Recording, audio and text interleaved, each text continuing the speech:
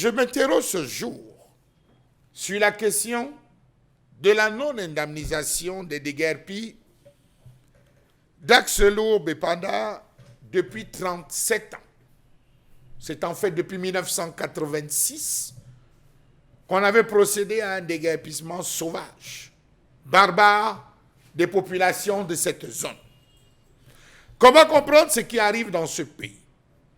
Voilà 37 ans que 908 victimes du boulevard construit dans le quartier de Bépanda à Douala essayent d'obtenir réparation devant la justice.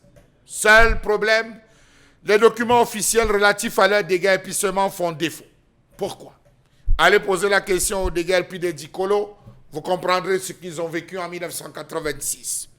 Comment comprendre qu'on a expulsé des populations comme ça sans aucun décret d'expropriation? Face aux multiples pressions, le maire de la ville a déclaré qu'il veut bien payer, mais se trouve handicapé par l'absence d'un décret d'indemnisation que devrait prendre le Premier ministre. Les dossiers se trouvent au Premier ministère, mais rien ne bouge.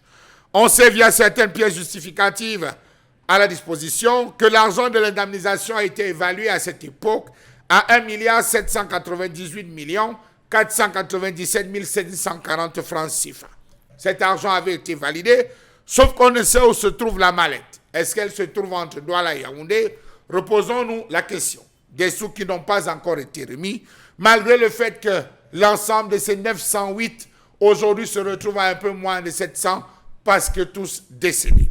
L'espace baptisé par le public Axe-Lourd a servi à la construction d'un boulevard qui croise celui de la République. Tout est donc bloqué car les démarches des malheureuses populations victimes de l'Axe-Lourd ne permettent même pas de retrouver le dossier de l'affaire en commençant par l'arrêté ministériel. Comment comprendre que le dossier soit bloqué au niveau du Premier ministère? Car toutes les correspondances préfectorales et même celles de la communauté urbaine reconnaissent le tort causé aux victimes et ont sollicité des pouvoirs publics la signature du décret d'indemnisation pour mettre fin aux requêtes des victimes qui ne cessent de tomber, de mourir dans le désespoir.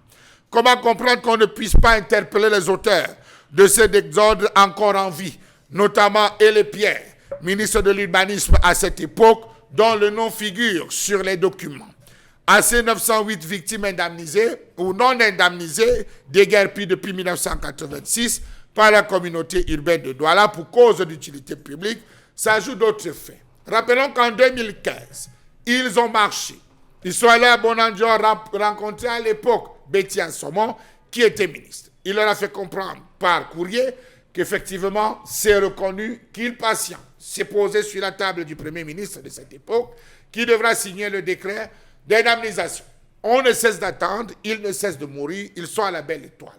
À cela s'ajoute le collectif de PK14 et PK17, 1000 familles déguerpies sous la pluie et dans la nuit du 10 mars 2010 pour cause d'utilité publique par l'université de Douala, qui sont dans la rue et ils attendent toujours. Certains ont reçu, d'autres pas.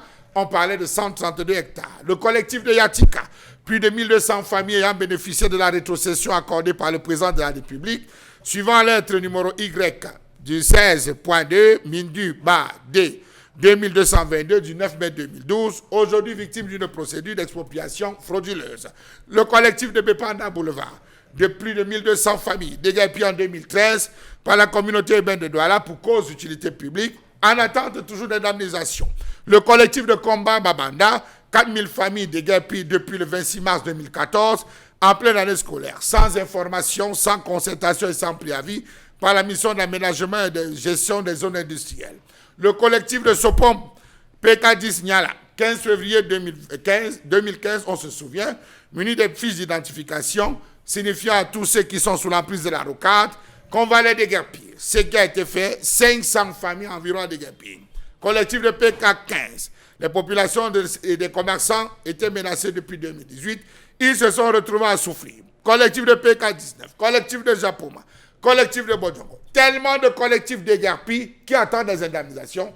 Mais souvenez-vous, il y a ceux-là qui depuis 37 ans attendent d'être indemnisés. Pourquoi on n'a jamais signé cela? Où est passé le décret? Cela a disparu. Les 1,8 milliard environ qui avaient été mis à leur disposition et qui n'a jamais été décaissé, est toujours en attente. Le maire de la ville parle d'une ligne budgétaire qu'il faudrait intégrer au sein de la mairie pour pouvoir les mettre à jour. Ces affaires d'indemnisation ressemblent, disons-le, métaphore oblige, à déshabiller Pierre pour habiller Paul, tout en se souvenant que ce fut Marie Magdalena qui avait vu Jésus pour la première fois lors de sa résurrection, sauf qu'elle n'a jamais laissé des écrits.